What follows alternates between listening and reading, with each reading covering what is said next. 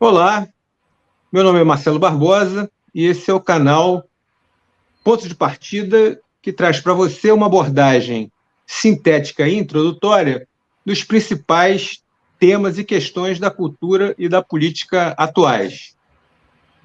O vídeo de hoje é neopentecostalismo. E para tratar do assunto, estamos aqui com uma jovem pesquisadora na idade, mas que já é veterana no estudo dessas correntes religiosas tão influentes nas disputas de poder contemporâneas no Brasil. Refiro-me a Monique Salete.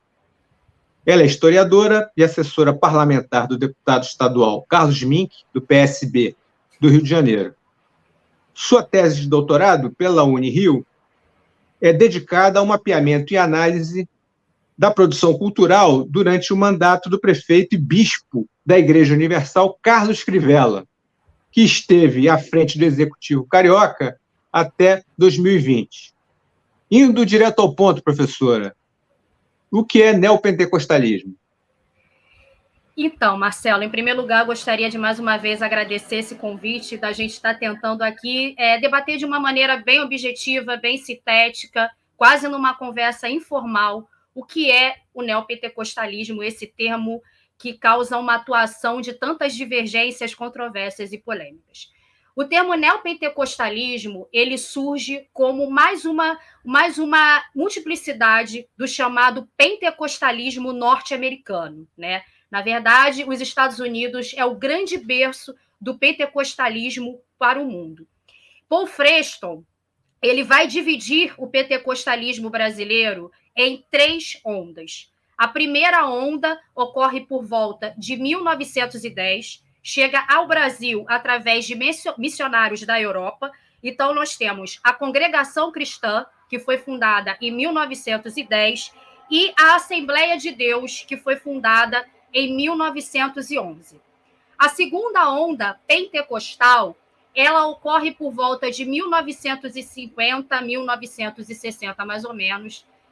Surge em São Paulo e ela já demarca um crescimento muito acelerado do pentecostalismo no Brasil, com a formação, inclusive, de igrejas já consideradas brasileiras, né, desvinculadas do aspecto missionário, e as que aqui começam já assumem uma característica de abrasileiramento. E, além disso, por conta dessa fragmentação que já começa a ocorrer, por conta desse crescimento acelerado do pentecostalismo brasileiro, isso vai produzindo uma multiplicidade de igrejas. Nessa segunda onda, nós temos a Evangelho Quadrangular, que foi fundada em 1951, Brasil para Cristo, em 1955, e Deus é Amor, em 1962. A terceira onda, ela ocorre ao final da década de 70 e durante 80, que é a onda do neopentecostalismo, que é o objeto do nosso bate-papo aqui. O grande marco do neopentecostalismo brasileiro é a Igreja Universal do Reino de Deus, que é fundada em 1977, e a Igreja Internacional da Graça de Deus. Bom, quais são as características específicas de cada uma dessas 3 ondas? A primeira onda, a característica principal é a glossolalia, que é o falar em línguas. A segunda onda, a característica principal é a cura, né? A fé pela cura, a fé cura as pessoas. E nesse momento, a gente já começa ao uso da rádio, dos rádios no Brasil, para levar a palavra das lideranças religiosas, ou seja, a gente já inicia o uso das mídias para acessar a população. E a terceira onda, que é a onda do neopentecostalismo, a principal característica é o exorcismo, né? É libertar o fiel, libertar o crente dos demônios.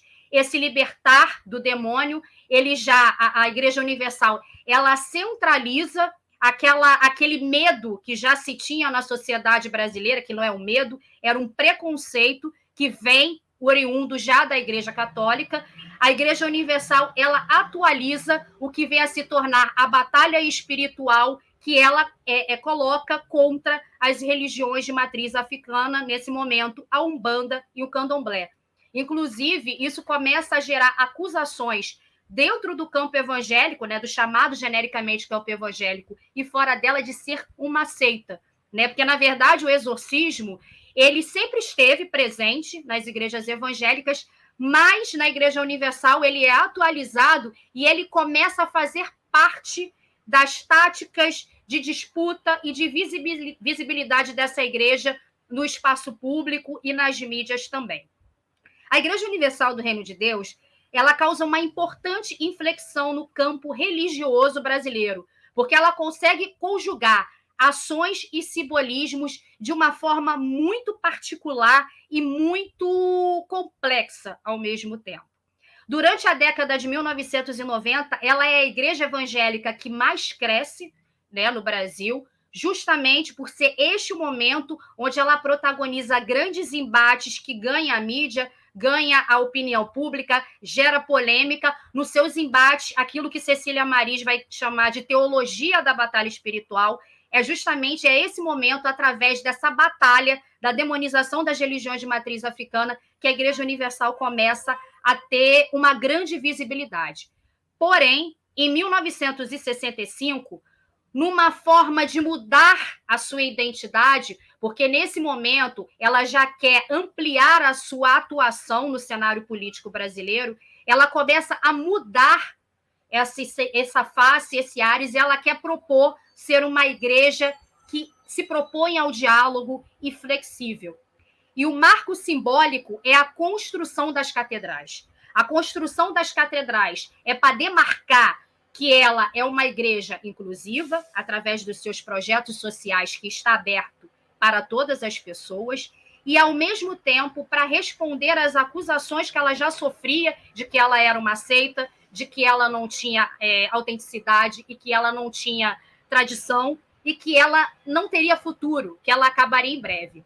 E juntando a identidade Israel, né, essa associação, porque desde o início a Igreja Universal ela usa essa remissão desse Israel imaginário, desse mito do povo escolhido, para dizer que ela tem uma tradição e, consequentemente, ela tem um passado e uma proteção de memória para o futuro. E as catedrais é o grande marco simbólico, arquitetônico, espacial, colocado propositalmente nas principais avenidas das principais cidades brasileiras. Macedo, ele começa a sua vida religiosa na Igreja Católica, tem uma breve passagem pela Umbanda, e a sua introdução, ele entra no campo evangélico através da Igreja Nova Vida. Essa igreja, inclusive, é a igreja responsável por trazer características do movimento carismático para o Brasil, que vai influenciar o campo neopentecostal aqui no Brasil. Mas o campo neopentecostal, embora seja o termo que ficou conjecturado como referência para esse processo histórico, socioantropológico e religioso, ele não dá a dimensão da complexidade desse campo, seja olhando pelo coletivo e muito menos pelo individual. Anderson Giumbelli, que é um autor que se propõe a pesquisar esses conceitos, ele vai dizer que para a gente, minimamente, ou conseguir entender as nuances dessa complexidade, é preciso que a gente pegue caso a caso, localize como é que está inserido o campo neopentecostal ou alguma igreja específica dentro desse campo para analisar o caso. E que a gente faça uma espécie de um processo socioantropológico de análise para entender as nuances, para entender as mudanças de tática e, principalmente, quais são as forças sociológicas, políticas e religiosas com as quais a Igreja Universal está atuando. É muito importante lembrar que a Igreja Universal ela não é só uma igreja. Ela é um canal de televisão, ela é um partido político, e para ela se afirmar, seja como qualquer um desses braços, ela precisa sempre estar colocando cada uma dessas ferramentas atualizadas e adequadas para aquele interesse que é escolhido como principal.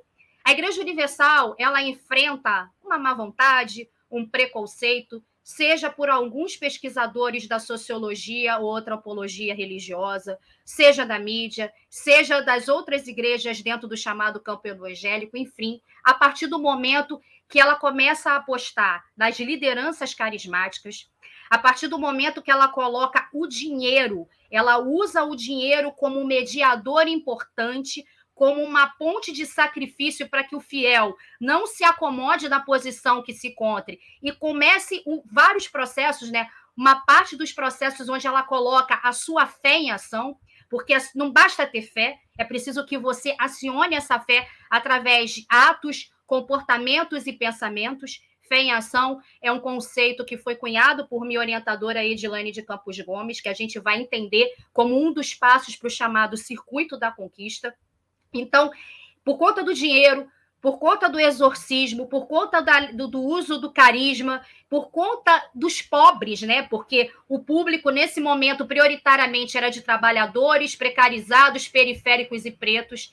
A Igreja Universal e o campo neopentecostal é olhado com desconfiança por muitas pessoas, inclusive pela classe média, que vai olhar o que é isso, né? Como é que pode uma igreja levar a magia para parte da sua liturgia, para parte dos seus escritos por um determinado momento antes da construção das catedrais? Porque, para muita gente, a Igreja Universal, a partir do momento que performava, né, porque o exorcismo era a performance prática, onde você supostamente colocava a pombagira ali para dar o testemunho, dizer que ela era responsável, né, pela falta de sucesso do fiel. Como é que pode uma igreja colocar isso durante um tempo como centralidade das suas ações? Então, isso fez com que a Igreja Universal fosse olhada com muita desconfiança pelos diversos atores com os quais ela dialogava ou não, né? E o campo neopentecostal, ele vai produzir um processo de pluralismo institucional religioso no Brasil. Antes, todo mundo se afirmava católico, fazia parte da nossa tradição cultural e religiosa brasileira. Tudo era lido pela chave do sincretismo religioso, né? A gente tinha uma pluralidade de práticas religiosas no Brasil, mas os filhos de santo, por conta do racismo religioso que sempre existiu, eles se afirmavam católicos, né? E, inclusive, a perseguição, a demonização das religiões afro-brasileiras, enquanto resposta dos perseguidos, dos umbandistas, dos candomblecistas, vai produzir, inclusive, o aumento da afirmação em espaço público. Sou umbandista, sou candomblecista. Né? Uma forma como uma tática de embate e de se contrapor e de denunciar o aumento desse racismo religioso que os povos de santo estavam sofrendo. Então, a partir do final dos anos 70, início dos anos 80, as pessoas começam a se afirmar católicas, umbandistas, candomblecistas, e nas liturgias, as lideranças evangélicas começam a pregar o exclusivismo religioso. Não bastava você ir à igreja, eventualmente, à igreja evangélica para assistir um culto, né? Essas igrejas, elas não estavam mais dispostas a ficar ali invisibilizadas pela chave do sincretismo ou não oferecer nenhuma ameaça de perda de fiéis, né? Não disputar como acontecia com o protestantismo histórico, que já aqui estava, mas que não oferecia nenhuma ameaça a essa afirmação religiosa, não oferecia nenhuma ameaça à Igreja Católica na perda de fiéis, que só começa paulatinamente, em frequências variadas, mas a partir da década de 50, a Igreja Católica começa a perder fiéis. Então, por conta do exclusivismo religioso defendido pelas lideranças evangélicas, os pastores, os bispos, eles vão começar a defender que os fiéis se insiram cada vez mais dentro da rotina da igreja, que os fiéis se batizem e se engajem cada vez mais, seja nas obras, seja como lideranças religiosas ou até mesmo como quadros políticos partidários.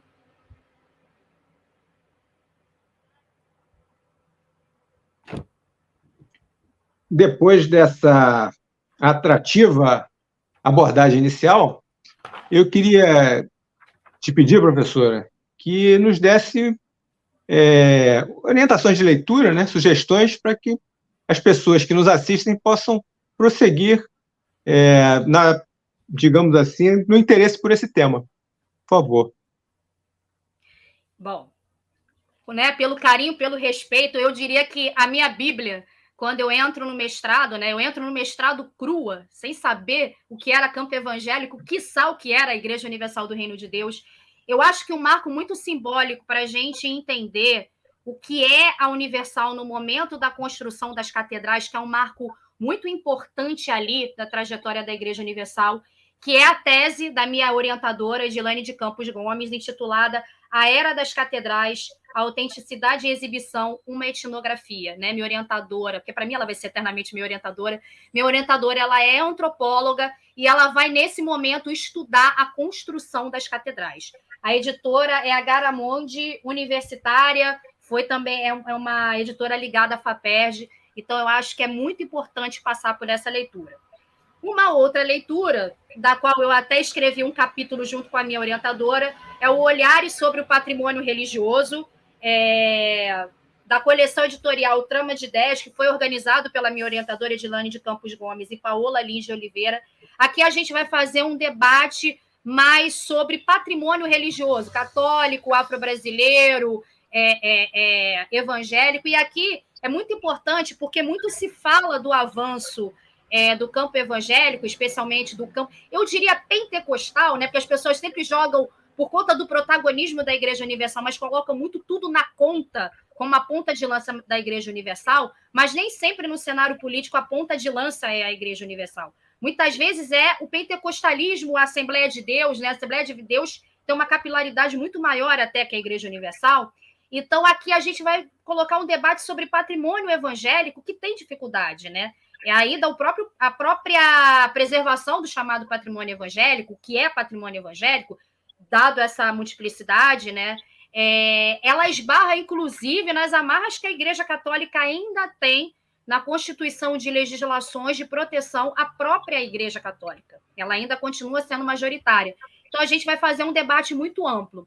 O terceiro livro eu ainda não tenho, porque é um livro que foi lançado em abril, mas é um livro que vai trazer uma polêmica que está muito quente agora, que é Traficantes Evangélicos, Quem São e a que Servem os Novos Bandidos de Deus. A autora é Viviane Costa, que é uma pesquisadora também do campo evangélico. Salvo engano, eu acho que é a tese dela, que ela lançou, transformou em livro, foi lançado em abril, e a editora é Thomas Nelson Brasil. Eu acho que são livros de temporalidades muito distintas, que vão falar de trajetórias distintas, uma numa perspectiva só da Igreja Universal, outra no campo mais amplo e outra no conceito do traficante evangélico, né? Esse próprio termo já causa dentro do nosso campo de pesquisa muitos debates sobre o uso desse termo, inclusive traficante evangélico. Então, é o que eu indicaria lá no momento. Muito obrigado, professora. Eu que agradeço. Tá bom? E voltaremos certamente a conversar sobre esse tema tão controverso e tão necessário na atualidade. Né? Com certeza. Muito obrigado. Com certeza. Estamos aí à disposição. Obrigada, viu? Nada. Eu que agradeço. Bom, pessoal, gostaram do vídeo? Então, quem gostou, por favor, curta e se inscreva no canal. Nós vamos ficando por aqui por hoje e voltaremos aí, em outra ocasião, com vários temas de interesse.